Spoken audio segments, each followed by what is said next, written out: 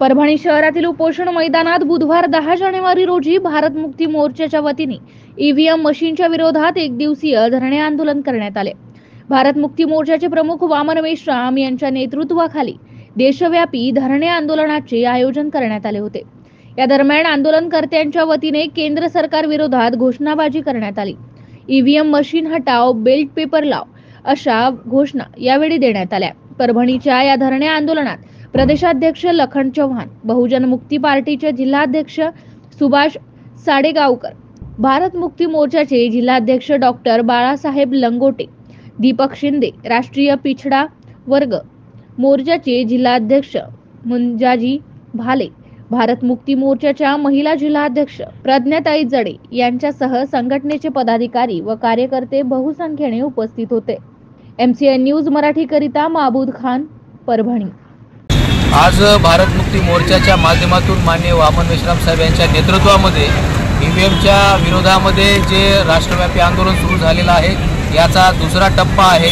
आज संपूर्ण देशाच्या 568 जिल्ह्यांमध्ये धरणे आंदोलन होत आहे। हे धरणे आंदोलन ईव्हीएम मशीनच्या विरोधामध्ये होत आहे। ईव्हीएम मशीनच्या माध्यमातून लोकशाहीला संपुष्टात आणण्याचं कट आणि कारस्थान RSS भाजपाच्या माध्यमातून होत आहे। ईव्हीएम मशीनच्या विरोधामध्ये सुप्रीम कोर्टाचे जजमेंट आहेत आणि खुद्द भाजप सरकारमधले जे वरिष्ठ नेते आहेत यांचं देखील ईव्हीएम मशीनच्या विरोधामध्ये स्टेटमेंट आहे। सर्वात महत्त्वाचा मुद्दा हा आहे की सुप्रीम कोर्टानं लँडमार्क जजमेंट दिलेला आहे ईव्हीएम मशीनच्या विरोधामध्ये। तरीही निवडणूक आयोग जो आहे तर निवडणूक आयोग हा सुप्रीम कोर्टाचं न ऐकता मनाची मनमानी करत आहे। म्हणून या निवडणूक आयोगाच्या विरोधामध्ये आमचं 4 टप्प्यामध्ये आंदोलन आहे।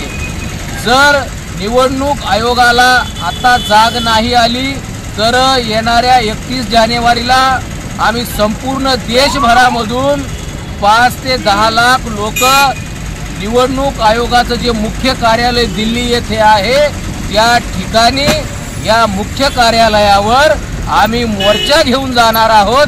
दिल्लीला 31 जानेवारीला 5 ते 10 लोकांचा मोर्चा होणार आहे। याची सुरुवात संपूर्ण देशामध्ये झालेली आहे।